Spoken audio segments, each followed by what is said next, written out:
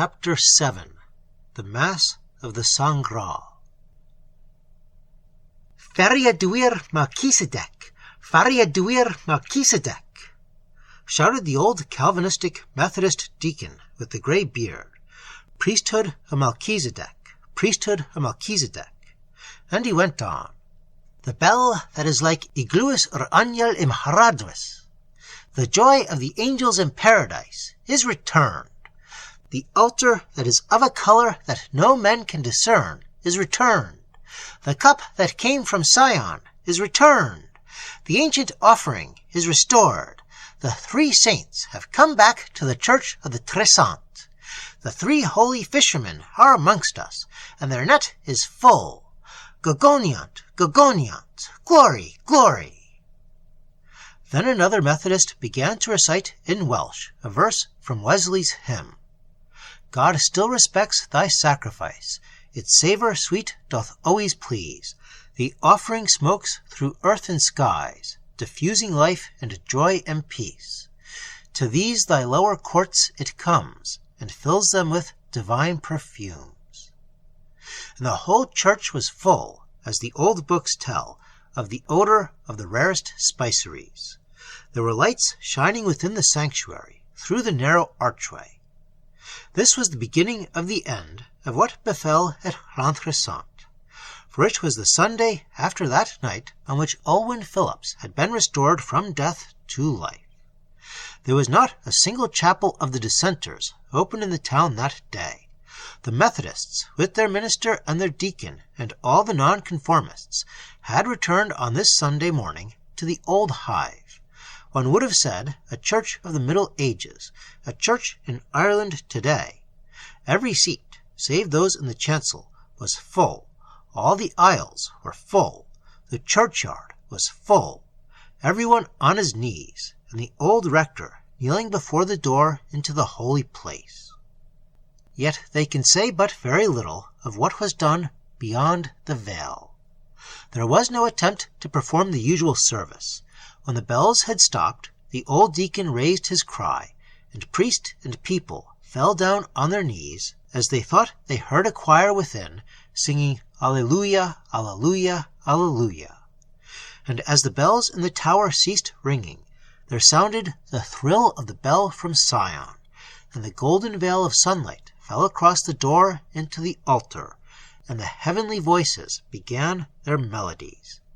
A voice like a trumpet cried from within the brightness, Agios, Agios, Agios. And the people, as if an age-old memory stirred within them, replied, Agios retad, Agios remab, Agios re isprid glan, Sant, Sant, Sant, Grindod Sant Vendigate, Sanctus Argluith Theoth Sabaoth, Dominus Deus. There was a voice that cried and sang from within the altar.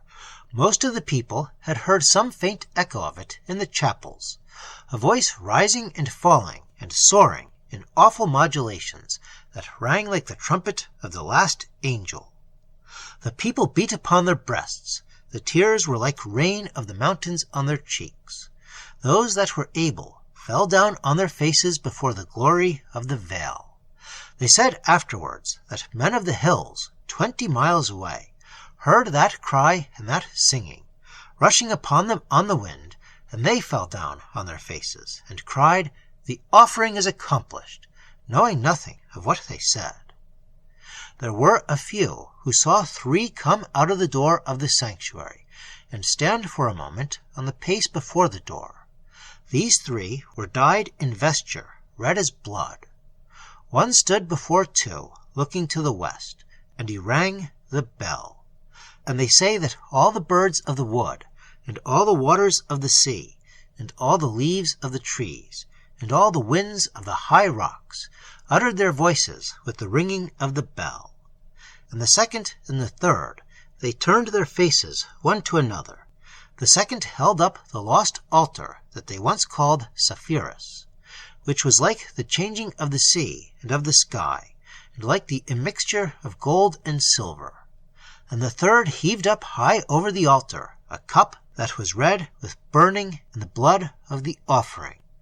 and the old rector cried aloud before the entrance, Bendigad offen, en os oisoth. Blessed be the offering unto the age of ages. And then the Mass of the Sangraal was ended, and then began the passing out of that land of the holy persons and holy things that had returned to it after the long years. It seemed indeed to many that the thrilling sound of the bell was in their ears for days, even for weeks, after that Sunday morning. But thenceforth neither bell nor altar nor cup was seen by anyone. Not openly, that is, but only in dreams by day and by night.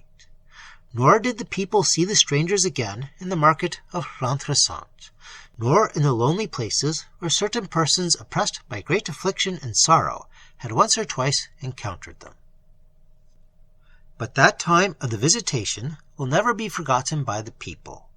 Many things happened in the 9 days that have not been set down in this record or legend. Some of them were trifling matters, though strange enough in other times. Thus a man in the town, who had a fierce dog that was always kept chained up, found one day that the beast had become mild and gentle. And this is stranger. Edward Davies of Llanafan, a farmer, was roused from sleep one night by a queer yelping and barking in his yard. He looked out of the window and saw his sheep-dog playing with a big fox. They were chasing each other by turns, rolling over and over one another, cutting such capers as I did never see the like, as the astonished farmer put it. And some of the people said that during this season of wonder the corn shot up, and the grass thickened, and the fruit was multiplied on the trees in a very marvelous manner. More important, it seemed, was the case of Williams the grocer, though this may have been a purely natural deliverance.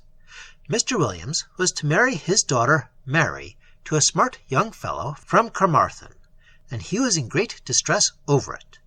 Not over the marriage itself, but because things had been going very badly with him for some time, and he could not see his way to giving anything like the wedding entertainment that would be expected of him. The wedding was to be on the Saturday. That was the day on which the lawyer Louis Prothero and the farmer Philip James were reconciled. And this John Williams, without money or credit, could not think how shame would not be on him for the meagreness and poverty of the wedding feast. And then on the Tuesday came a letter from his brother, David Williams, Australia, from whom he had not heard for 15 years. And David, it seemed, had been making a great deal of money, and was a bachelor, and here was with his letter a paper good for £1,000. You may as well enjoy it now as wait till I am dead. This was enough, indeed, one might say, but hardly an hour after the letter had come, the lady from the big house, Place Mauer, drove up in all her grandeur, and went into the shop and said, Mr. Williams, your daughter Mary has always been a very good girl, and my husband and I feel that we must give her some little thing on her wedding, and we hope she'll be very happy.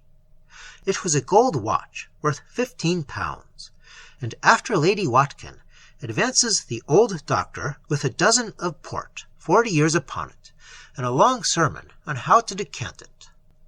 And the old rector's wife brings to the beautiful dark girl 2 yards of creamy lace, like an enchantment, for her wedding veil, and tells Mary how she wore it for her own wedding 50 years ago.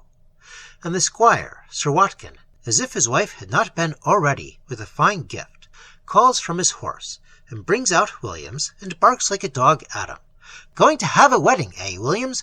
Can't have a wedding without champagne, you know. Wouldn't be legal, don't you know? So look out for a couple of cases. So Williams tells the story of the gifts, and certainly there was never so famous a wedding in L'Entresant before.